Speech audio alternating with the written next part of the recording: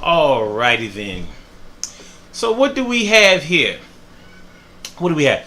We have crazy racism going on down there in Charlottesville, Virginia.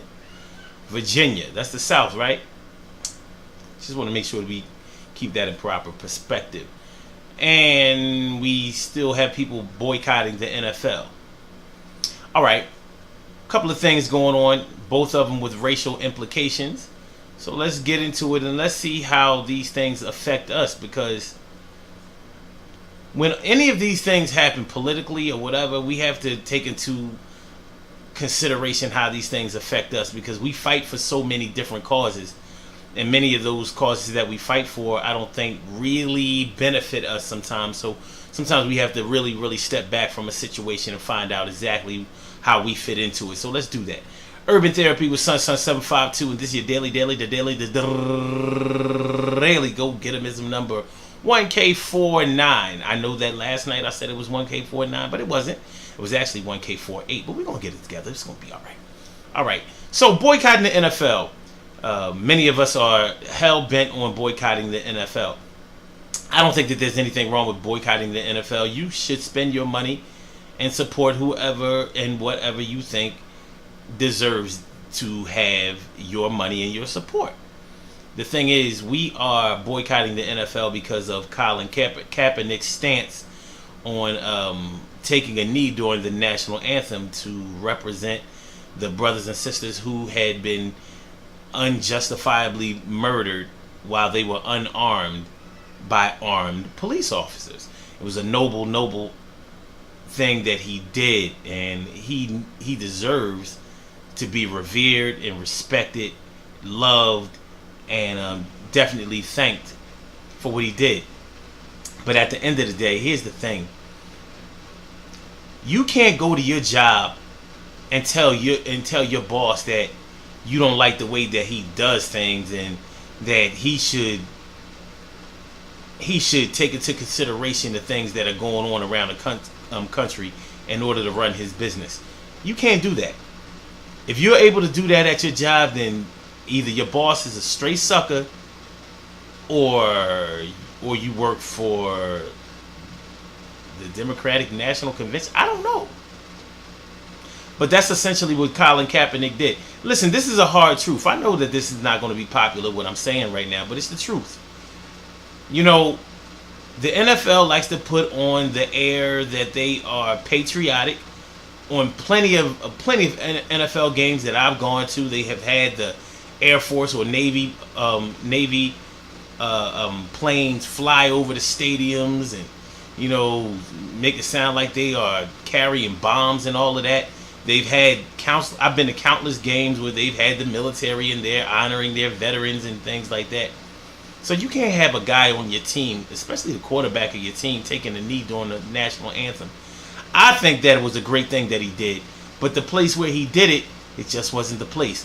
He's under contract, and what you have to understand about those NFL or any of those professional athletic contracts is that they tell you what you can and what you cannot do.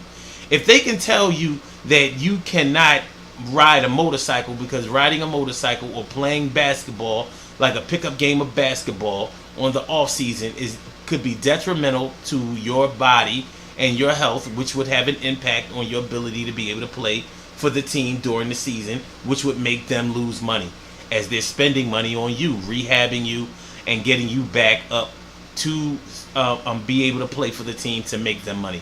That's how it goes. That's how it goes. So if they can tell you that you can't ride a motorcycle or play in a pickup basketball game or go skydiving, skiing, things like that, what makes you think that they're going to allow you to embarrass them by taking a knee during the national anthem when they have claimed to be so patriotic? See, taking a stand on something is a noble thing to do. It's a great thing to do. It's a respectable thing to do. It's a wonderful thing to do. But there's a time and a place that you have to do that, or that you should do that, and probably when you're under contract for a professional sports franchise, that's probably not the way, not the place to do it. Now, I don't expect everybody else to understand this, because they may not understand the contractual obligations that people have when they play professional sports, particularly the NFL. I saw a meme yesterday. I saw a meme that said, you can rape people, you can sexually assault people, you can physically assault people, you can murder people, all kinds of things. You can do that in the NFL, but you can't take a knee in the NFL during the national anthem. Well, see, I'm the type that picks apart memes, and what they didn't tell you in that meme is that all of the murder, rape, sexual assault, drunkenness, drunk driving, all of those crimes, occurred off the football field. Taking a knee occurred right there on the football field while the whole world is watching and going to be asking the NFL questions. And the NFL didn't want to deal with that. It's not even just the NFL that didn't want to deal with that.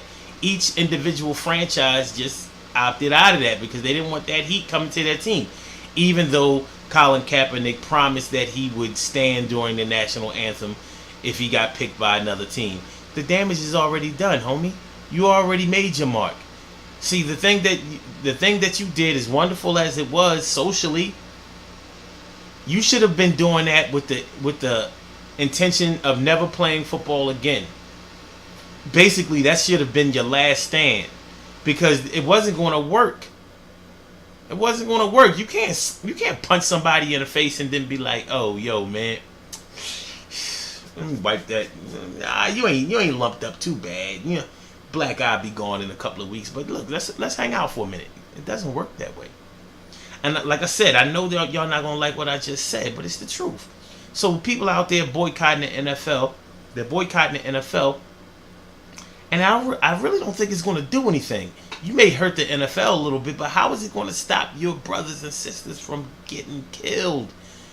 How is it going to stop your unarmed brothers and sisters from being murdered by racist white police officers? You want Colin Kaepernick to get back his $16.9 million contract that he was going to get paid this year. He was going to get paid $16.9 million or something like that just to play this year. And here we are boycotting him because he opted out of the contract. He would have still been playing for San Francisco. Either that or they would have had to cut him and pay him. But he opted out. In other words, he decided that, I don't have to put up with this bullshit. I'll go play for another team. And then no other team picked him up. But we're boycotting the NFL. All right, let's keep it moving. All right. Down there in Charlottesville in Virginia. People fighting for people protesting for racial freedom and people protesting for white supremacy came to blows yesterday and was fighting and all of that. Some crazy racist dude rammed his car into the back of a car, hitting several people, backed out of it, and there was all kinds of chaos going on down there. And then people are looking to Donald Trump to ask, why isn't Donald Trump doing something about this? How long are we going to wait for Donald Trump to not be racist? How long are we going to wait for that? Like, what are we doing? What's wrong with us? How long are we going to wait for him to not be himself anymore? Because that's basically what we're asking him to do. Stop being yourself, Donald, please. We got to get it together, man. We got to get it together. Racial tension, white against black, it's nothing new. And why would we think, what, the Obama years have us so jaded, so brainwashed that we thought that racism was gone because they elected, or we elected, or he was selected as president of the United States, a black man? What did that mean? What did that mean to racists?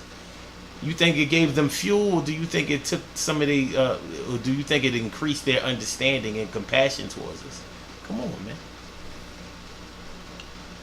Shout out to the victims that got hurt down there in Charlottesville. That's bullshit. It really is.